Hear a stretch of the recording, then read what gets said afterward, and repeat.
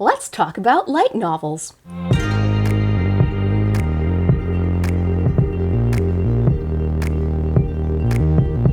Hey, if you are new to this channel or this series, you don't know what's going on, I'm Sarah. I'm a professional Japanese to English media translator. I translate games, anime, and now also light novels. And I've been doing a series on this channel called Let's Translate Light Novels, where I have some of my patrons, who are in a special group, translate parts of an old light novel from the year 1999, I believe was when it was released. It's out of print, long out of print, not officially translated.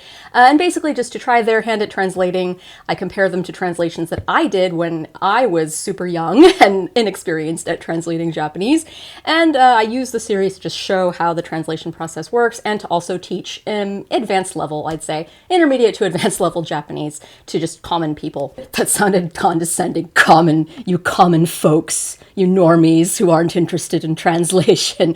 But yeah, I mean, you can learn something even if you're not interested in getting into translating light novels. But if you are interested in like professionally translating light novels or any entertainment, Japanese to English, what I'm doing in this video, because I'm sort of halfway now through this particular series of Let's Translate Light Novels. I planned on doing this for about a year and I started in February, so we're about halfway through now. I wanted to do sort of like a introspective analysis, like a look at applied light novel translation, like professionally for commercial release instead of just on our own for funsies, which is what we're doing in this series. I have notes. I made notes so that I would remember to cover things. So as I mentioned, I am an anime and game translator and now light novels. The light novel translation part I added literally like 2 months ago. So in 2013, I started doing game translation pretty much full-time, freelance technically, but I made the bulk of my income doing that. So I've been translating games now for just about 10 years. Before that, I was translating live action film and some anime for Discotheque Media. And before that, I did a lot of fan translations of things, fan subs, scanlations for manga, stuff like that. And for those of you who have been following me, like on Twitter or these videos or whatever, you probably know that as a game translator currently, I work for an LSP or an agency, language service provider, and notoriously LSPs, it's a mixed bag. Some of them are bad, some of them are good, some of them are good and bad. I'm with a particularly good one, I think. However, the drawbacks of working for the LSP is that I'm not allowed to say anything that I've translated. I'm under an internal NDA for every game that I've ever translated. I've translated over 50 games professionally, and I'm not credited, and I'm not even allowed to tell anyone that I translated them. I'm paid pretty well, but I'm not allowed to take credit, and that's bad for a career translator because my resume looks pretty blank. Like, there should be a lot more stuff on there than there actually is. And so partly that, and like I want to put more stuff on my resume. I want to be able to say I translated things, partly for that reason, and then partly for the reason that I'm just not a gamer, you know? I enjoy visual novels, and I enjoy translating visual novels, and that's mostly what I do with game translation. But at my heart, I'm not a gamer. I'm a reader and a writer, so I feel like my heart is more in light novel, manga, and anime translating. Already did anime translating for a very long time, and that industry is it's got some issues, which I'm going to go into in a big video on my main channel in a few months, God willing. So I made a pact with myself that in 2022, at the very least, I would try, like I would aggressively look for openings in manga and light novel translation, and I would aggressively apply for like everything I possibly could. Because that was the main thing that was holding me back all this time, was just kind of like the fear of failure and I guess executive dysfunction. Just, you know, remembering to apply for things, getting my stuff together to apply for things. It's extremely mentally taxing for me to do that kind of administrative work. So I just kind of been cruising as a game translator for all these years without really trying to break out of that and do something different. So I decided, no, 2022 is going to be my year. I'm going to change that. So I did. I aggressively looked on sites and I found openings and I applied. As it just so happens, my very first upload of this series, Let's Translate Light Novels, was on February 28th. That also happened, coincidentally, to be the day that I applied. There was an open position that I applied to translate light novels for a company, and I was given a test after that. And then I didn't hear back from them for like a month or two, and I assumed that I just failed the test. I was meanwhile looking for and applying for work other places, but then I heard back from them in, I think, late April or early May, that I'd gotten hired there as a freelancer to translate light novels. So one of my patrons asked me this kind of a meta question, like, did doing this series of Let's Translate Light Novels help prepare me for being an actual professional light novel translator? I mean, it did in the very least that it just put me in that mindset. It forced me to like put out there, hey, I want to translate light novels. This is a goal I have. And then it just holds me accountable. It makes me feel really incredibly embarrassed if I fail at it. So it's like, it forces me to be in that mindset to really go for it. So, I mean, in that regard, doing the series helped me, but also, I mean, I suppose in like coaching other people's, including my former self's translations, I learn a lot. Like I was about to say I learn more than anyone else of all in these videos. Like, how do I know that? But I do learn a lot from making these videos. It's not just, you know, the people watching them that theoretically I'm being very presumptuous. Maybe nobody learns from these videos. Maybe I'm just teaching myself here, but you know, people watch them, so must get something out of it. But yeah, finding mistakes in my former self's translations and like coaching people through translating the light novels did help me a little bit. So I did post on Patreon asking my patrons just for questions that they might have about translating light novels professionally, etc. I'm not doing like a Q&A in this video exactly, but I'm incorporating those questions into what I'm talking about. So this next section, I just want to talk about the differences between translating light novels and translating like other entertainment, because there are some things that are unique to light novels. So first, the format in which I translate these, the program that I use to translate light novels. With light novels, I use Word, which is great. I love Word. Maybe I'm weird. I'm a millennial. I'm an elder millennial, so of course I love Word. I'm not into Google Docs. I know it's better, but I like what I'm used to, and I'm used to Word, so it's really, really nice not needing to work in MemoQ or Excel or MemSource or any of these other like machine translation cat tool things that I've been doing for games a lot. So that is one difference. I have also heard that manga translators use Word. The second main difference, this is pretty unique to light novels, and I would also assume novels. Oh, side note, again, for those of you who have not been following this series and you're like, what is this lady talking about? Light novels are basically young adult novels that are short in length. They're like, when they're published in Japanese, they're usually around like 200 to 300 pages long. When they're published in English, they're even shorter than that usually, just because of the way our words are and pages are formatted and whatnot. But yeah, they're basically short, young adult novels that are always in series. Like, rarely are they just like a standalone, this is a light novel. At least in my general experience. Maybe I'm totally wrong here. Maybe there's lots of stand-on-their-own light novels. But generally, the light novels I know of, at least, are series. So it's kind of like, yeah, it's like episodic, serialized books for young adults.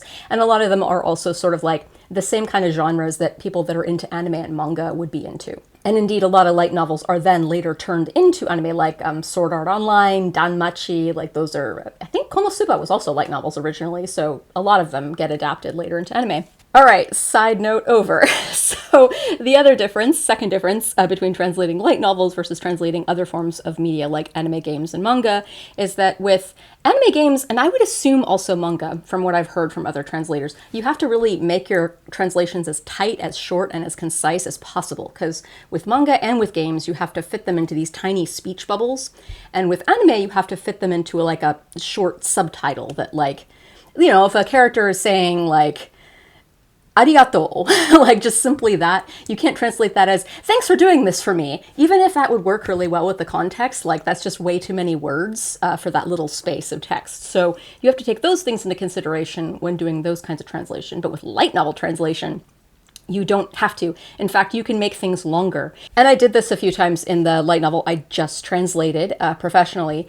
Explicitation. So like, let's say there's a term that comes up in what you're translating. Zori.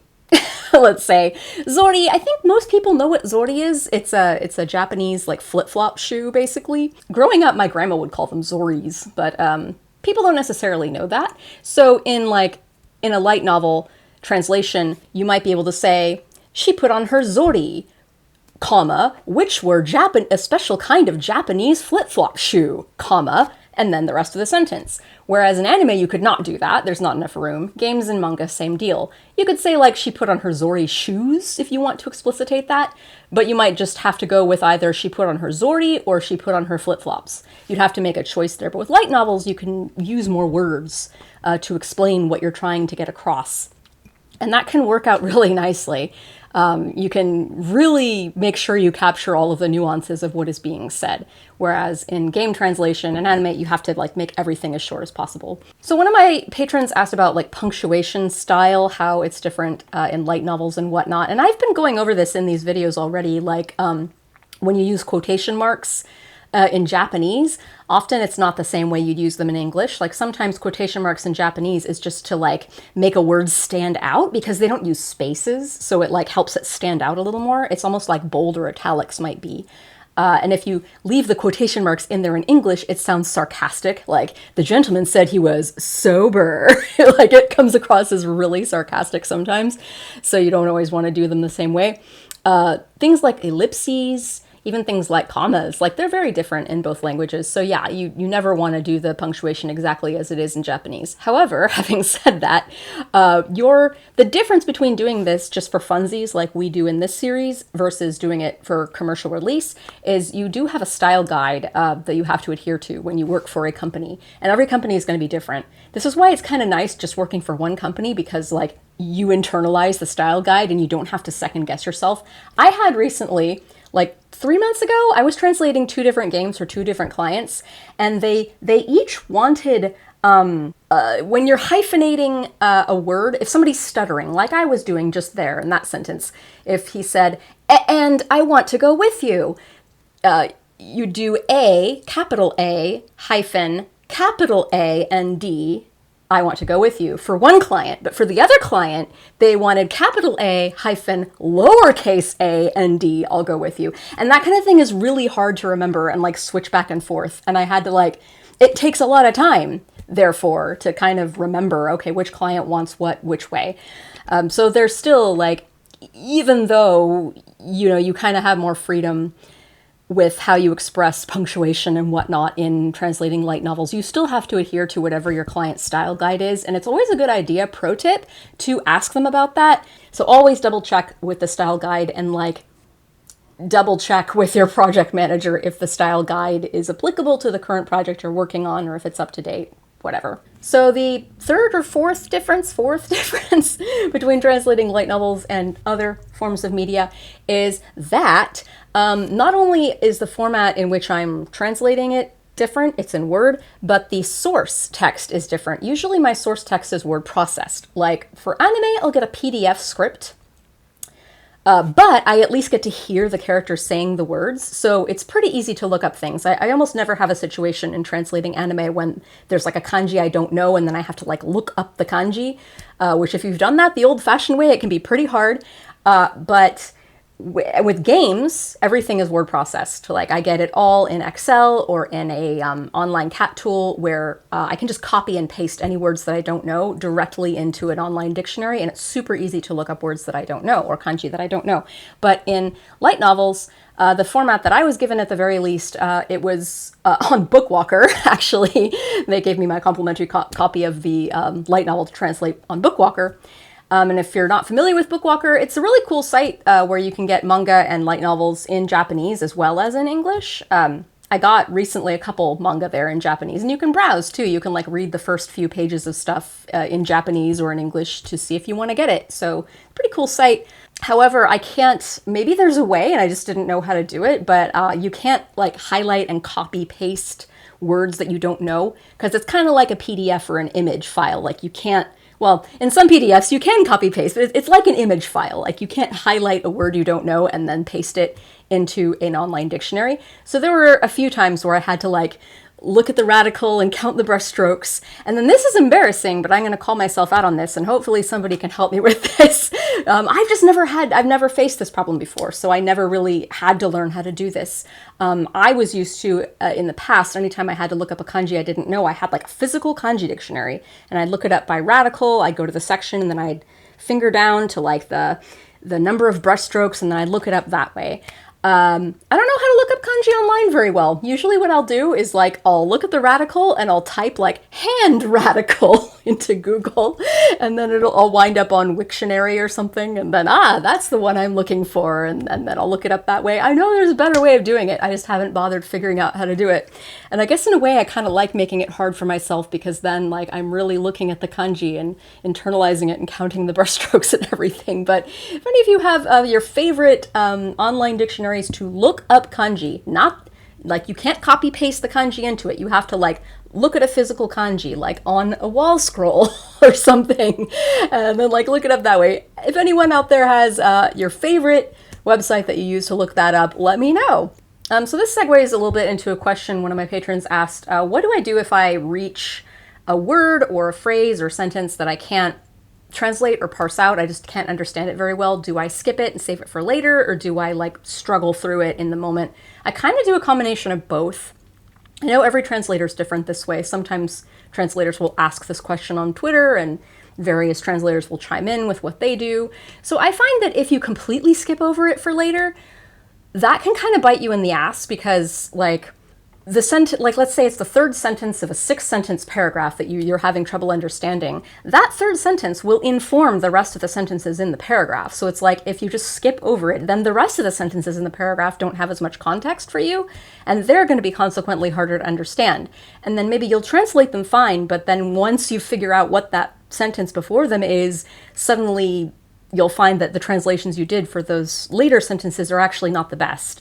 So yeah, I don't like to completely skip over it, but it can be very frustrating and kill your momentum if you have to like spend a good 5 to 10 minutes like looking up things and figuring it out. So what I usually do is I'll do like a really bad translation of that sentence. I'll do what the weebs want me to do. I'll do like a word-to-word dictionary translation of it, basically, the best I can. Like if there's a kanji I have to look up and I'm having a hard time looking up the kanji, I'll just like put kanji in brackets in there just to show me word I don't know. But yeah, I'll do a really bad translation, and then I'll put a little note next to it. This translation is shitty, fix it later. And then I'll highlight the whole thing and make it a different color.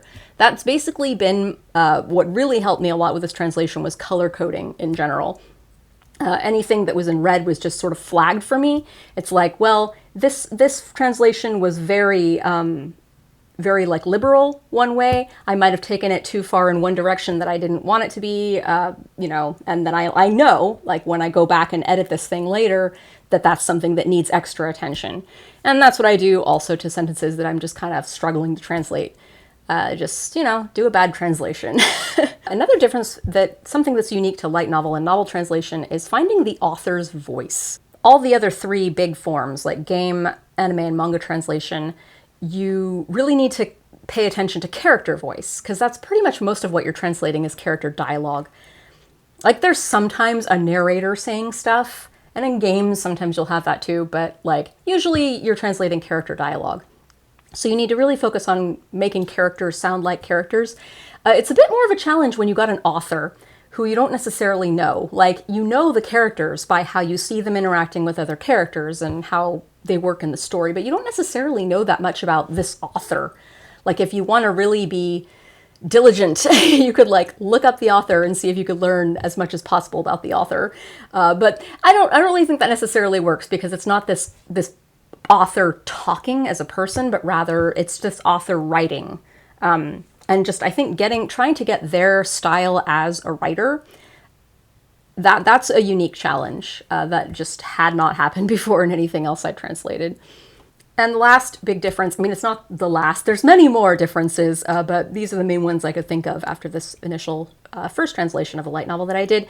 It's time management. So when I translate games, maybe I'm translating a huge game that's super long. Like I've been working on one game for over 3 years now. Surely I have done millions of moji by this point of that game. But it's been broken up into lots and lots and lots of little chunks with little deadlines. Whereas a light novel, they just give you the assignment and they say, here's your due date, have fun. It's like, just translate this whole novel by this date. And if you're the kind of person who does not plan things, you can screw yourself over pretty easily there.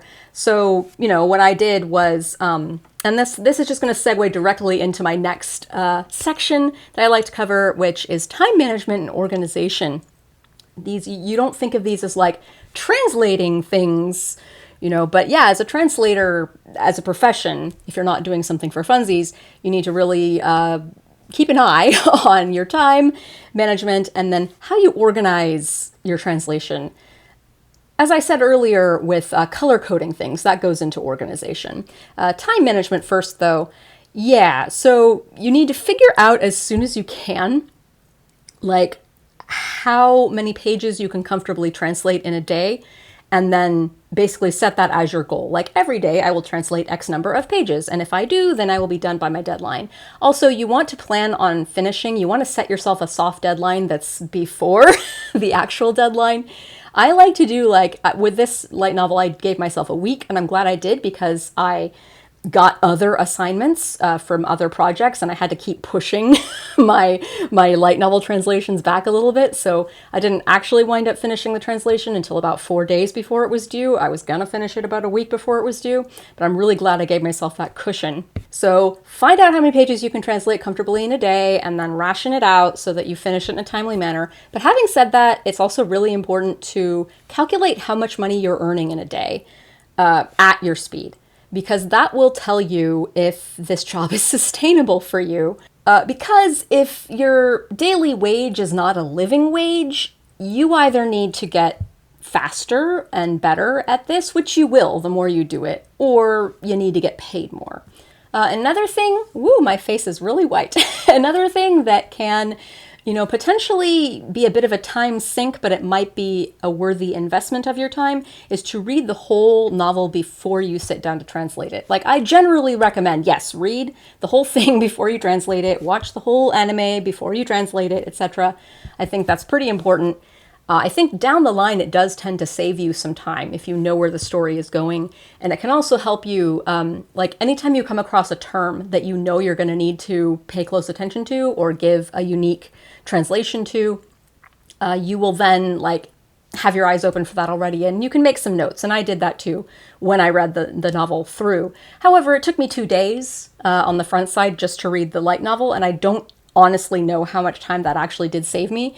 And when I was getting towards the end and I was super sleep deprived and stressed out, and like, I was kind of wishing that I hadn't read the light novel first, because I could have had 2 extra days then to translate it. But generally, I do also recommend reading the light novel before you start. And then after you're done translating, you want to go through and edit. Not necessarily edit. You are going to have an editor. But like, read your translations to make sure that they read well in English. And then, like I mentioned earlier, any sentences or words that you flagged earlier for yourself as like, this might not be the best translation, you can then fine-tune those.